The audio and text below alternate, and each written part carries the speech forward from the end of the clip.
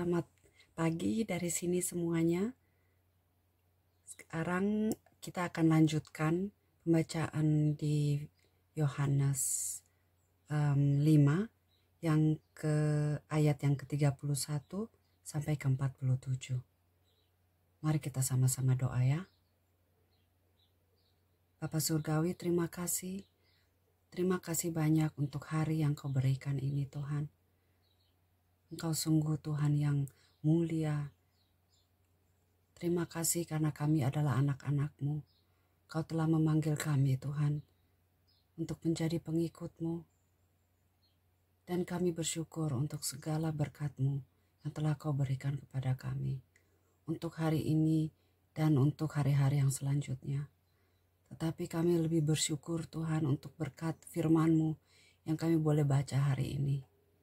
Singkapkan kehendak-Mu hari ini Tuhan kepada kami supaya kami mengerti dan bisa menghidupi firman-Mu ini Tuhan. Terima kasih Bapa, terima kasih Roh Kudus. Terima kasih Tuhan Yesus. Amin.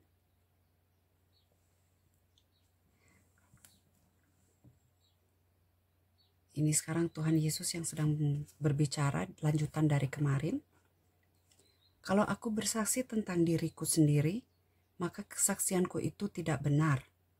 Ada yang lain yang bersaksi tentang aku, dan aku tahu bahwa kesaksian yang diberikannya tentang aku adalah benar.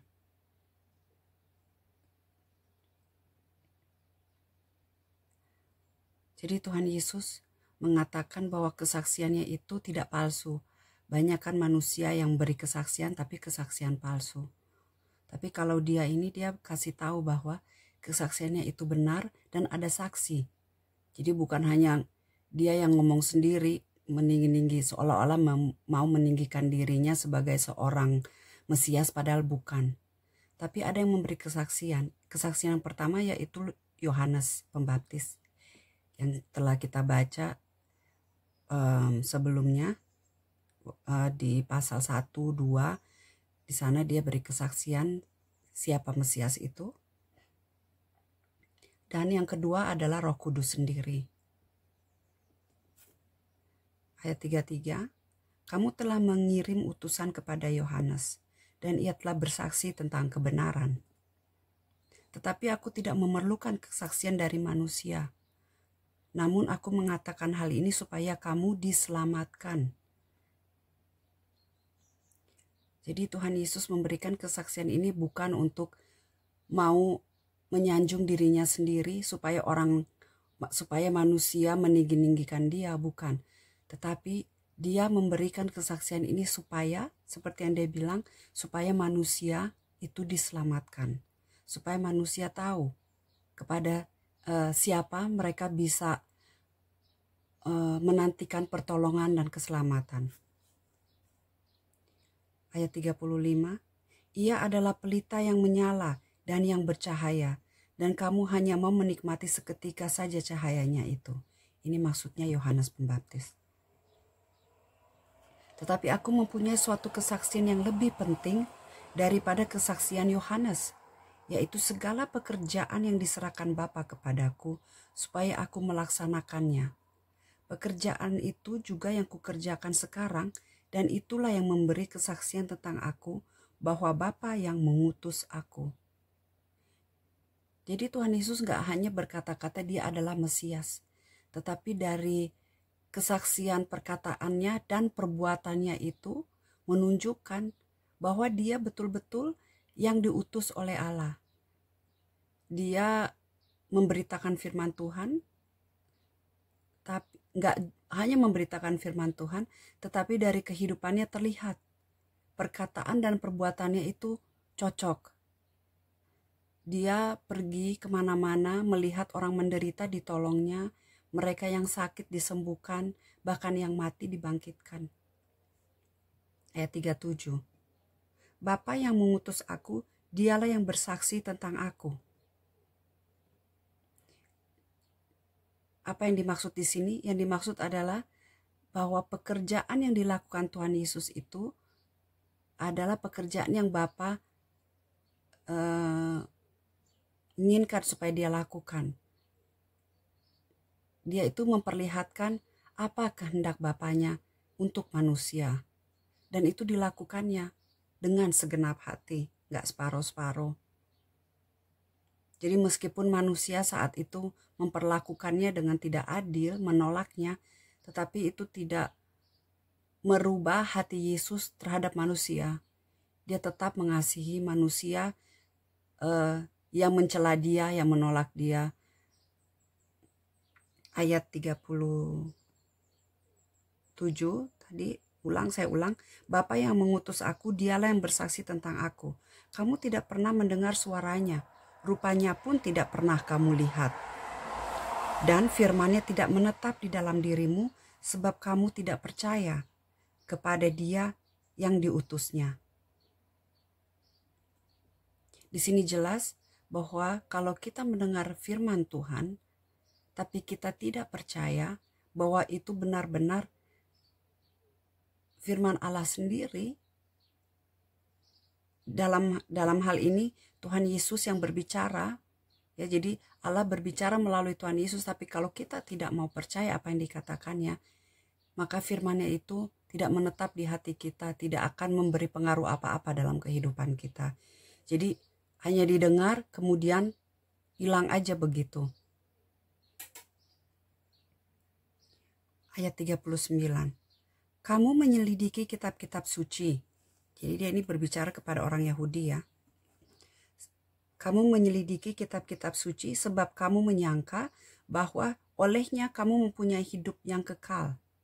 Tetapi walaupun kitab-kitab suci itu memberi kesaksian tentang aku, namun kamu tidak mau datang kepadaku untuk memperoleh hidup itu. Jelas Tuhan Yesus mengatakan bahwa apa yang ada di dalam kitab suci ini, yang tertulis di dalam Alkitab, itu semuanya memberi petunjuk kesaksian kepada Mesias. Jadi selama ini orang-orang Yahudi itu menanti seorang Mesias untuk datang, dan sekarang Mesias itu sudah ada di depan mata mereka, dan dia melakukan pekerjaan-pekerjaan yang membuktikan dan yang mengkonfirmasi bahwa dia itulah Mesias. Tetap mereka nggak percaya, karena mereka lebih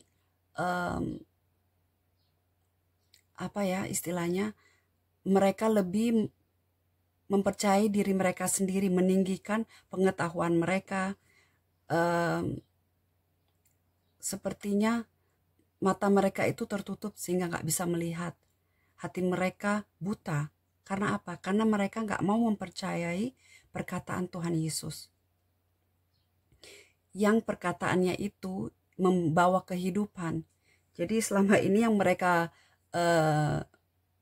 baca di dalam kitab Taurat, peraturan-peraturan segala macam mereka baca, itu yang mereka pikir mereka percayai. Tetapi ini firman telah menjadi daging hidup di antara mereka, mereka tolak. Jadi seperti itulah bisa menyesatkan. Ayat ke-40, ayat 41. Aku tidak memerlukan hormat dari manusia. Tetapi tentang kamu memang aku tahu bahwa di dalam hati kamu tidak mempunyai kasih akan Allah. Aku datang dalam nama Bapakku, dan kamu tidak menerima aku. Jikalau orang lain datang atas namanya sendiri, kamu akan menerima dia. Bagaimanakah kamu dapat percaya, kamu yang menerima hormat seorang dari yang lain, dan yang tidak mencari hormat yang datang dari Allah yang esa? Jadi orang-orang Yahudi yang agamawi, yang menyangka mereka itu sungguh religious, ya, jadi merasa diri mereka itu benar karena mereka merasa mereka tahu isi Alkitab atau isi hukum Taurat, merasa lebih tinggi dari yang lain, dan mereka lebih suka dihormati manusia daripada Allah. Ini yang Tuhan Yesus katakan, kalian itu lebih memilih dihormati manusia. Dan Tuhan Yesus bilang, penghormatan manusia dia nggak butuh. Yang dia butuhkan adalah dia melakukan kehendak Bapa. Karena itulah yang menyelamatkan manusia. Karena dia merasa untuk apa dia ditinggikan manusia, mengatakan apa yang orang-orang Yahudi inginkan pada saat itu, yang bukan kebenaran, akhirnya mereka tidak diselamatkan, justru mati dalam dosa mereka. Dan itu yang Tuhan Yesus katakan, dia nggak butuh penghormatan manusia. Tapi orang Yahudi itu mencari kehormatan dari manusia, ditinggi-tinggikan. Kemana-mana kalau mereka pergi ke tempat ibadah, dihormati oleh orang-orang jemaat mereka. Tapi bukan itu yang Tuhan Yesus mau. Untuk apa semua itu kalau akhirnya seolah-olah hidup kudus, seolah-olah kelihatannya saleh, tetapi semuanya itu tidak berkenan di hadapan Tuhan. Kan percuma. Buntut-buntutnya akhirnya binasa.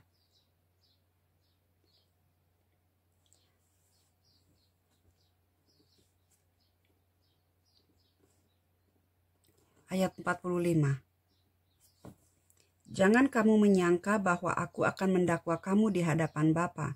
Yang mendakwa kamu adalah Musa, yaitu Musa yang kepadanya kamu menaruh pengharapanmu. Sebab jikalau kamu percaya kepada Musa, tentu kamu akan percaya juga kepadaku. Sebab ia telah menulis tentang aku. Tetapi jikalau kamu tidak percaya akan apa yang ditulisnya, bagaimanakah kamu akan percaya akan apa yang kukatakan? Sampai di sini dulu. Tuhan Yesus memberi kesaksian tentang dirinya melalui juga apa yang Musa ceritakan di dalam hukum Taurat, di dalam kitab Taurat yang ada di Alkitab itu. Kita tahu Musa menulis dari Kejadian sampai Ulangan. Di situ dia banyak menceritakan tentang perjalanannya dia dengan bersama Allah Bapa. Dan di dalam kisah perjalanannya itu dengan bangsa Israel, dengan kehidupannya bersama bagaimana penyertaan Tuhan, di sana kita bisa lihat kalau kita betul-betul percaya, betul-betul membuka mata hati kita, di sana tertulis siapa Mesias itu. Jadi penting untuk kita di saat kita membaca firman Tuhan, gak hanya untuk menambah pengetahuan, tetapi kita mau mengenal Dia yang telah memberikan Alkitab ini, yang telah berbicara,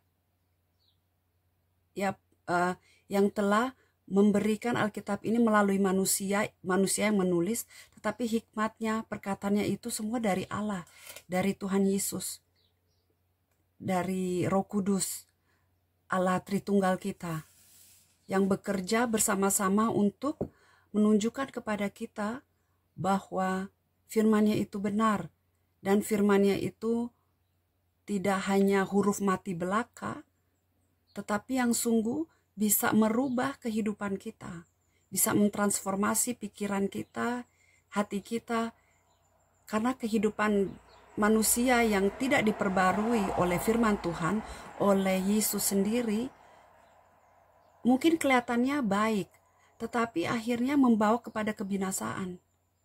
Karena setiap manusia itu lahir di dalam dosa. Dan dosa inilah yang mematikan kita, yang kita merasa berpikir, wah, dengan membaca Alkitab udah cukup.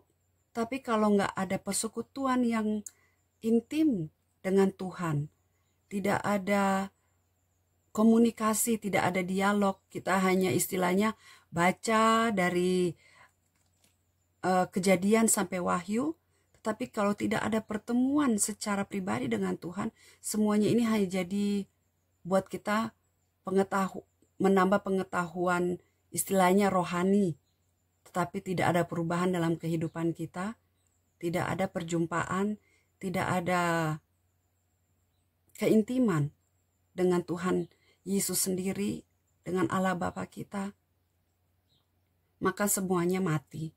Tidak ada kehidupan di sana. Jadi hari ini marilah sama-sama kita merenungkan apa yang dikatakan Tuhan Yesus, kesaksian tentang dirinya dari Yohanes 5 ini ayat 31 sampai 47. Oke. Semoga pembacaan kita sama-sama hari ini bisa memberkati kita semua. Kita mau minta supaya Tuhan terus bekerja di dalam pikiran kita, hati kita, supaya kita semakin hari semakin lebih menyerupai Tuhan Yesus. Karena itu yang Bapa Surgawi inginkan. Oke, sampai besok. Tuhan berkati. Dadah.